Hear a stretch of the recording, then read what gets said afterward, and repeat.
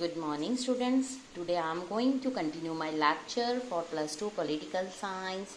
The name of the chapter is United Nations Organization and the name of the topic is World Bank. इसमें ये बताया गया है जो world bank was created during the second world war 1944. जो इसकी activities थी उन्होंने फोकस किया डेवलपिंग कंट्रीज़ के ऊपर. इसने ह्यूमन डेवलपमेंट के लिए काम किया, like education, health, agriculture, rural development, irrigation, rural services, environment protection, pollution reduction, establishing and enforcing regulations, infrastructures, road, urban regeneration, electricity, governance, anti-corruption, development of legal institutions. उसके अलावा इसने मेंबर्स कंट्री के लिए loans and grants को भी send किया. It exercises enormous influence on the economic policies of developing country. इसने बहुत सारे इकोनॉमिक एजेंडा को क्रिटिसाइज किया जो पुअर नेशंस के लिए थे, attaching stringent condition to its loan and forcing free market reform, that is globalisation. अगर हम ये क्राइटेरिया देखें जिसमें ये कहा गया है कि जो यूएन है उसमें रिफॉर्म्स की ज़रूरत है. गवर्नमेंट ने इस क्राइटेरियाज में बहुत सारे एडवांटेजेस एंड डिसएडवांटेज देखे. वो डिपेंड करते थे interest and aspirations, even if they had no desire to member themselves. Countries ने ये देखा कि जो क्राइटेरिया है वो प्रॉब्लमेटिक हो सकता है. अब बहुत सारे क्वेश्चंस अराइज हुए जो इस चैप्टर में हम स्टडी करेंगे. हाउ बिग एन इकोनॉमी और military power did you have to be the qualify for security council member? It represent, इसने क्या रिप्रेजेंट किया? इसने रिप्रेजेंट किया कि क्या जो मेंबर्स कंट्री हैं इसमें पार्टिसिपेट कर सकती हैं, qualify security council membership with level of budget contribution will enable a state to buy its way into the council. Was a big population an asset or a liability for a country trying to play a bigger role in the world? If respect for democracy, human rights was the criteria, countries with excellent record would be in line to be members. But would they be effective or council members? Furthermore, ठीक है, how was the matter of representation to be resolved? Did equitable representation in geographical terms mean that there should be one seat each from Asia, Africa, Latin America, and Caribbean? Should the representations, on other hand, be any regions or sub-region rather than continents? What should the issue of equitable representation be decided by the geography? Why not by levels of economic development?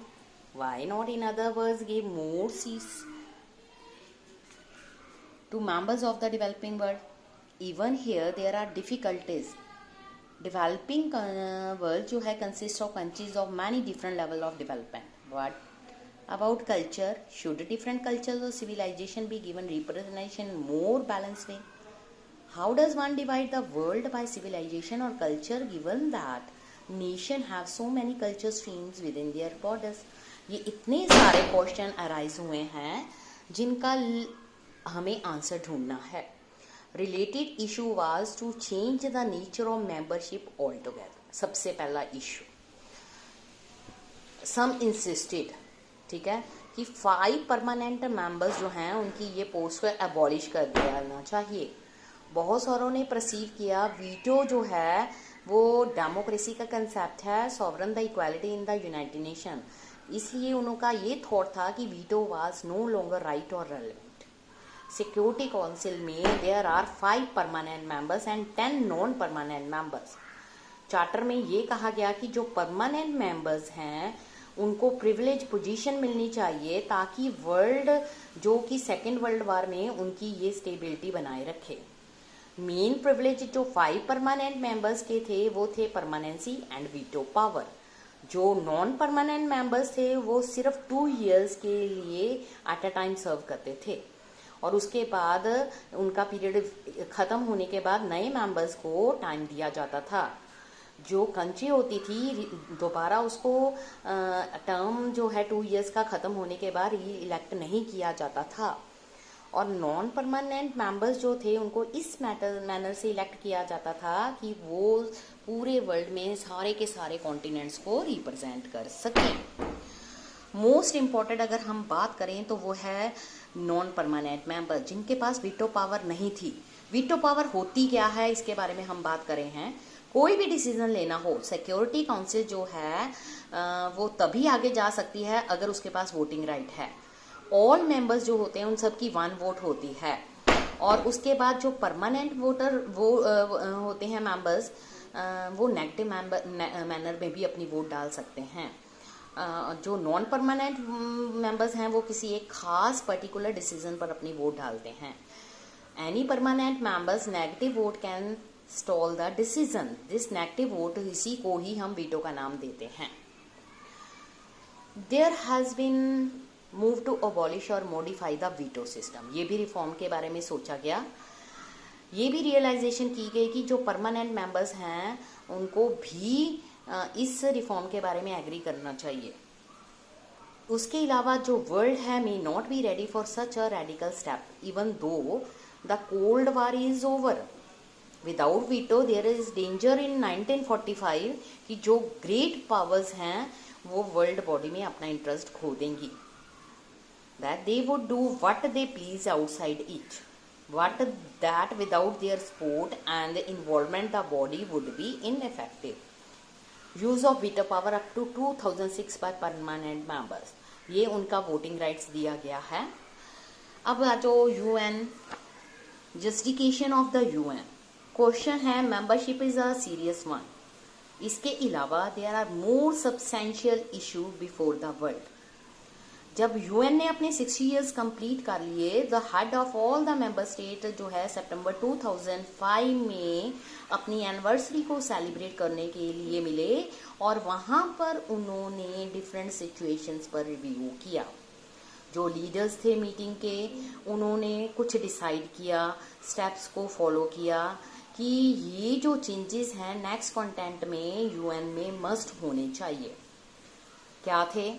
Creation of peace building commission, acceptance of responsibility of international community in case of failures of national government to protect their own citizens from aristocracies, establishment of human rights council operational since 19 June 2006, agreements to achieve the millennium development goals, condemnation of terrorism in all its form and manifestations, creation of democracy fund, agreement to wind up the trusteeship council. It is not hard to see that these are equally continuous issue for the UN. What should be a peace building commission do? क्या करेगा? There are number of conflicts of over the world. बहुत सारे conflicts है जो पूरे world में फैले हुए थे। सबसे पहले किसकी ओर देखा जाए, और ये डिजायरेबल था for it to intervene in each and every conflict. Similarly, what is the responsibility of the international community in dealing with the aristocracy? What are the human rights? Who should determine the level of human rights violation and course of action to be given when they are violated? Excuse me. Given that so many countries are still part of the developing world, how realize it for the UN to achieve an autonomous set of goals such as listed in the Millennium Development Goal? ये different question arise हुए। यहाँ पर बेटा मैं आपको एक map दिखाने लगी हूँ, map on UN peace keeping operations, जो यूनाइटेड नेशन ऑर्गेनाइजेशन ने पीस कीपिंग ऑपरेशंस चलाए थे। उसमें ये था, मिशन ने administrated by the department of peace keeping operations. इसमें ये मैप जो है फाइनल टर्म में आपको फिल होने के लिए भी आ सकता है, जिसमें उन्होंने मेंशन किया होगा कि fill 5 any countries who take participation in peacekeeping operation led by UN organization. इसमें नाम आएगा बेटा Syria, Lebanon 2006, Western Sahara 1991, Sudan 2005, Kosovo 1999, Cyprus 1964, Georgia 1993, Lebanon 1978, Israel and Syria 1974, Afghanistan 2002, India and Pakistan 1949, East Timor 2006, Middle East 1948, Ethiopia and Eritrea 2000, Burundi 2004, Dr. Congo 1999, Cote d'Ivoire 2004, Liberia 2003 and Haiti 2004। ये थे peace keeping operations जो United Nations Organization ने चलाए थे। यहीं पर ये chapter मैं अभी फिनिश करती हूँ। नेक्स्ट टॉपिक हम कल स्टार्ट करेंगे वर्ल्ड ट्रेड ऑर्गेनाइजेशन से। Thank you students.